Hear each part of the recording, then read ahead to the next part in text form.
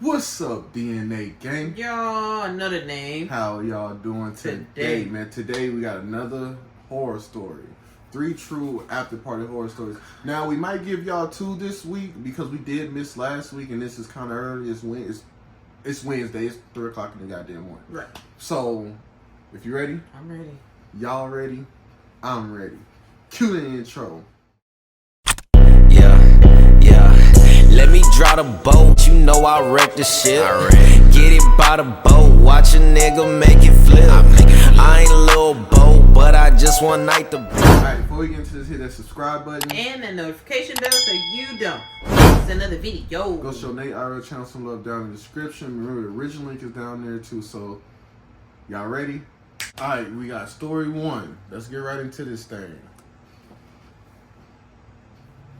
Come on, the after parties are even more fun. When Hazel begged me to go with her, I couldn't say no. It's college, after all. The seniors poured shots like water. I've Some never cute really been a boys party even person. flirted with me. The after party continued till 2 a.m. in the morning. Hazel wanted me to stay back, but I slept better in my own bed. Also, my dorm was just 2 blocks away. The weather was a little cold, and a thin layer of fog covered the streets in fragments. I was stumbling a little for obvious reasons, but not totally out. I knew I'd have to walk back, so I didn't go overboard with the booze. A big owl hooted from a nearby tree, letting me know that I'm not the only one in these empty streets. I told myself the night wasn't creepy, just quiet. That was until I rounded the block. Under the yellow glow of a flickering streetlight, I saw a woman.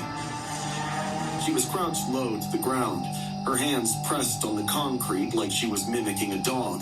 At first glance, I thought she was just some homeless person scavenging for scraps, but her sudden, jerky movements felt like a calm before the storm. As I got closer, I slowed down. Something was off. A reeking odor was floating in the air. I rubbed my eyes to see it more clearly, and I did. A mangled lump of fur and flesh was lying in front of her, which seemed like roadkill. Probably a raccoon or a cat. Hard to tell, really. She wasn't picking up trash. She was eating it. I tried to Tearing tell you, chunks on of me. meat with her bony fingers and then shoving them into her mouth like she hadn't eaten for days. The wet slurping sounds hit me before the sight fully registered. Strings of meat hung from her lips as she chewed, lips glistening with blood. Her fingers dug into the carcass like claws. She was so busy with her feast that she didn't even see me. Now, I wasn't drunk anymore. Cross the street. Don't even walk past her. Not at all. All my blurry vision, stumbling body movement disappeared in a second. The best thing I can do right now is change sides and quietly walk as far as possible from this woman. So, I slowly cross the road, my eyes fixed on her. In case she sees me and chases me, I'll start running. But luckily, she didn't. I took off my heels so I could walk as silently as possible. My eyes are still on her, my heart hammered in my chest. I'd never felt so scared before.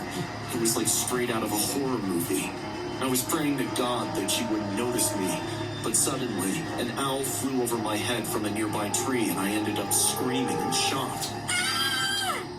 My blood froze, realizing what a grave mistake I just made. Really? I slowly looked at the streetlight where I saw her, and now she was looking at me. A chunk of flesh still hanging from her mouth as she shot her death stare. First of all, Oh no. if I ever see some shit like that, a spider couldn't even make me scream, At bro. all. And y'all know I do not mess with spiders at all. I don't care. No. You better man up. My life depends on this. Right, this bitch gonna eat your brains. Started backing away without turning my eyes from her. She watched for a few seconds that felt like eternity, then slowly stood up. Her claw-like hands were dripping with blood. Her straight hair made her appear even more scary.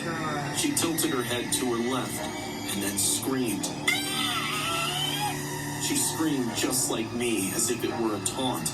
I started running after that. My breathing got heavier, and the pulse in my stomach was trying hard to stay in. I was panting and gasping for air, but I knew I couldn't stop. Not now. Not until I reached my dorm. I looked back and saw the woman who crossed the road already and was now sprinting at me.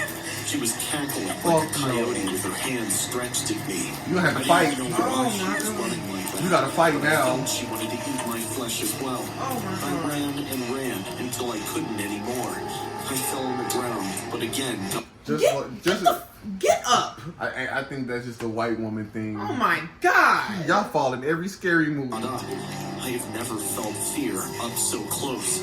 My body was on the verge of collapsing.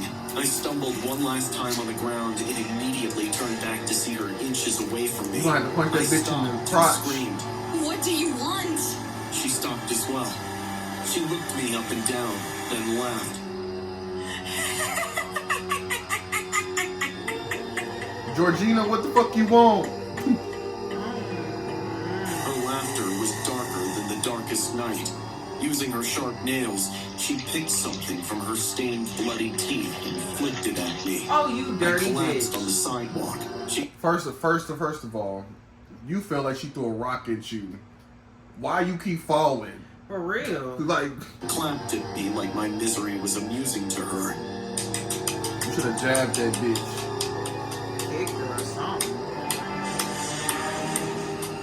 She then turned back and, hopping like a 9-year-old girl, disappeared into the night. I woke up with a high fever in my dorm. The memories of picking myself up from that sidewalk and walking back to my dorm will always be a blur to me. I'm just happy that I'm alive. I don't go out alone after dark till today. If I go to a party, I stay back if it gets too late. I would never want to meet that woman ever again. Whole time that was her mom. The worst she could do Right. is say no, right? These were my exact thoughts when I decided to ask Betty out again. We had a nasty breakup. Well, it was worse for her than me. For days, she kept texting and calling me, screaming and crying. It was hard for her to digest that we were no longer together. I went to New York for a work project and eventually forgot about her. But a few months back, we crossed paths again. I was standing outside a coffee shop when I heard a familiar voice, and she was standing on the sidewalk, talking on her phone. She looked different, a little too happy maybe. Seeing her smile like that, I realized I could have ended it better. So one Friday night, I mustered up the courage and asked Betty out.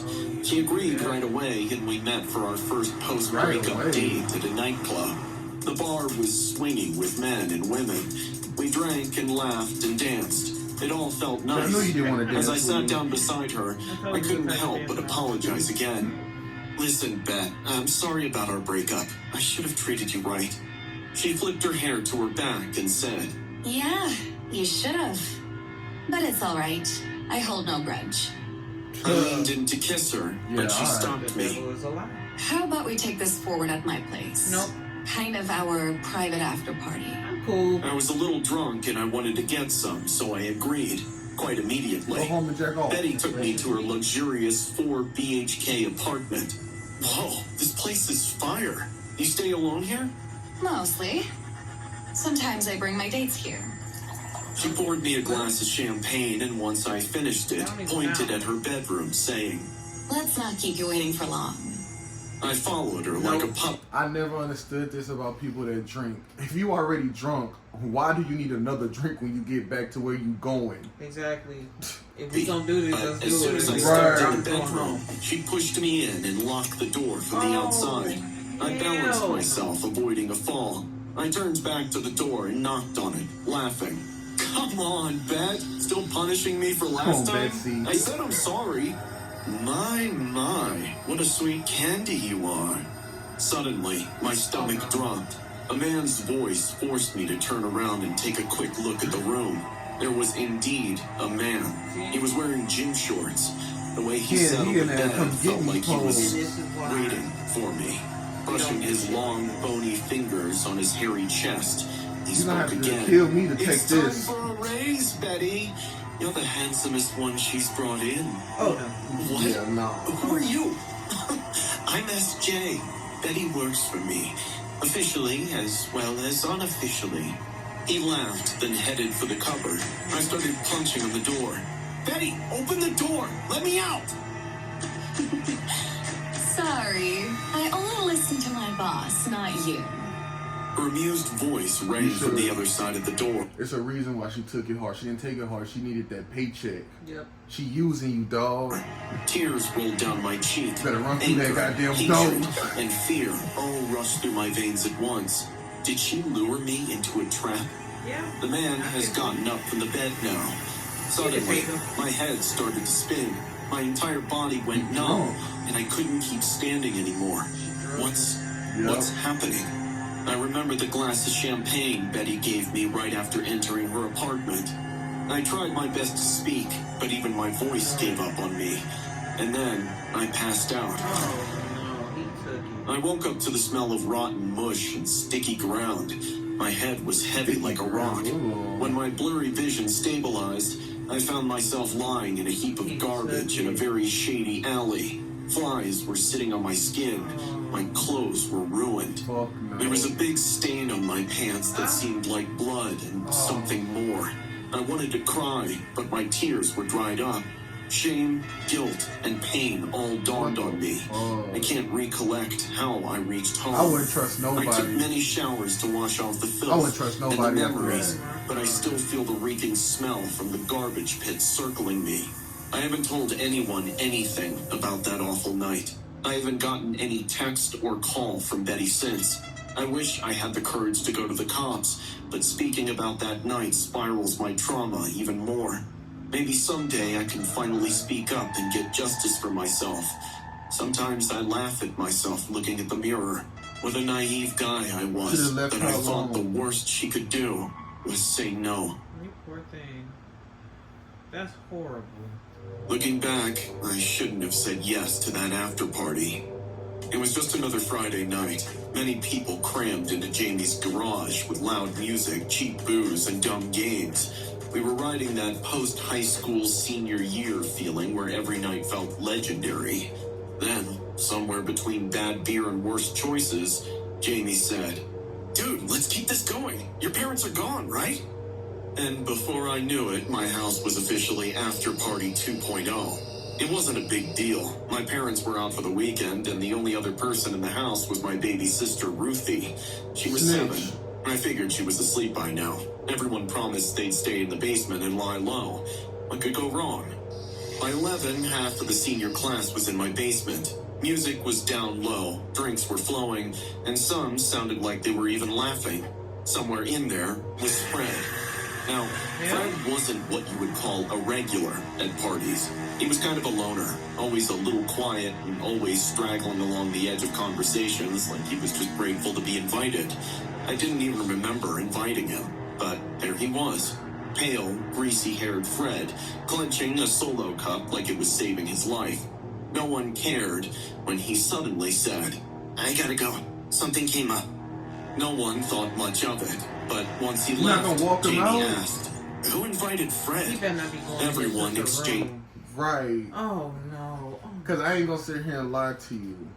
If I didn't have another way out, you wouldn't even be walking through my house. Ask even Nate with our family. Right. I was like, everybody go through the back gate. Absolutely. That's how you get to the party. Absolutely. It just somehow everybody just ended up in the living room. Yeah, they migrated inside. But so. I'm telling you, bro, if you don't have a alternate route to get out your house, you don't let nobody just walk through your house by yourself. Not at all. Especially people that you didn't invite or even know. Because don't cap, the whole time throughout the party, we had eyes on specific areas. So we knew where everybody was going. Right. Looks. That guy's such a creep, Mark added, shivering dramatically. Whether it was me or him. He probably just followed the crowd here. We laughed it off. The music got turned back on, and in no time, Fred was a distant memory. At least, that's what I thought. About half an hour later, I headed up the stairs to get some more beers from the kitchen when I saw Ruthie standing on the stairs, her little fists white-knuckled on the railing, and her eyes were big with fear. "Ruth, why are you up? It's late." "There's a monster in my closet," she whispered. I chuckled. What the fuck? A monster, huh? You know those aren't real, right? But she didn't real. laugh. She looked like she was going to cry. Okay. I sighed. Let's go check it out. Brave Knight Kenneth is going to slay the closet monster. She held my hand all the way back to her room. The hallway felt weirdly cold.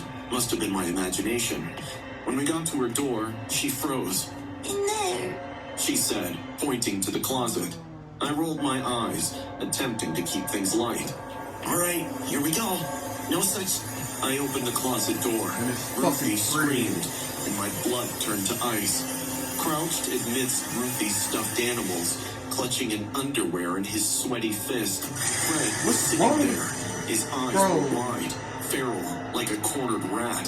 What the hell, Fred? I would have kicked him right in his fucking Footsteps face, hammered up right the there. stairs. My No, friends for real. poured down the hallway, breathless. Then they saw him. Jamie's face turned to disgust. Mark looked like he was about to puke. Fred didn't move. We pulled him out of the closet with Ruthie crying behind me.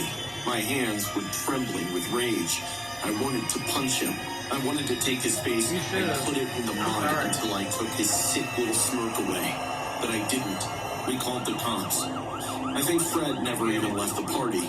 He just snuck upstairs to Ruthie's room. Duh. God knows what would have happened if she hadn't woken up.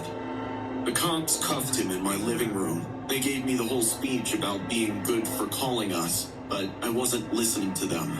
I couldn't stop looking at Ruthie, holding You just- Mom's old teddy bear. You just wanted to. You had your fun. Just traumatized your sister. I see, and at that point we have to move. Because Right. once he get out, where You know where where you I think he live. coming? You know where you Her live. eyes Yeah. swollen from crying. Later on, one of the officers pulled me aside and told me that I was lucky to let anybody into our house. I called Mom and Dad and told them all about it. It didn't matter what they said to me because internally I was screaming at myself for not catching this sooner, for not getting Fred kicked out earlier, for even allowing that to happen to my little What's the sister back Ruthie. story behind I should Fred? have hit him. I should have done something. That night changed everything. No, Ruthie because then you going to jail for assault. So Right. not and that's sleeping why I in was a bedroom like, for nah. weeks. you did what you were But supposed the to worst do. part, sometimes, even now, I can see Ruthie staring at her closet before bed, as if she's still waiting for the monster to come back. I've never thrown another house party again Right. since that night, and if some creepy loner ever tries to invite himself again, he won't even make it to my front door. Oh, that poor baby. That's so sad. That is so Right. sad. I hate that for her. But hey, we'll catch y'all on the next one, man. Peace out. We By are. the boat, watch a nigga make it flip. I ain't a little boat, but I just one night the bitch. They don't